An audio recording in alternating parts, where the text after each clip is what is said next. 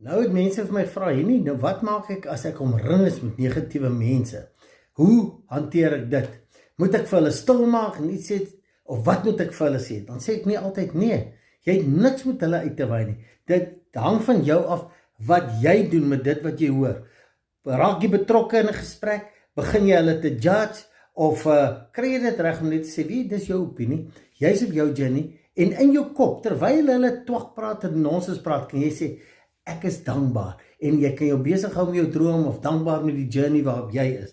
En onthou, ja, as dit familie is, jy's dalk getroud met so 'n persoon, of jy in die gesin, dan kan jy 'n gesprek met mekaar en sê, kan ons nie saam staan nie. Onthou, jy kan net nie vir jou pelle sê nie, want almal sien nie soos jy nie, en hulle sal net agter jou rug dag skinder en jou verwerp. Maar ek wil vir jou sê, jy het nie die reg om iemand te judge nie, want elkeen is op hulle eie journey, hulle stap hulle pad. Jy het 'n keuse waarmee jy jou in jou kop gaan besig hou.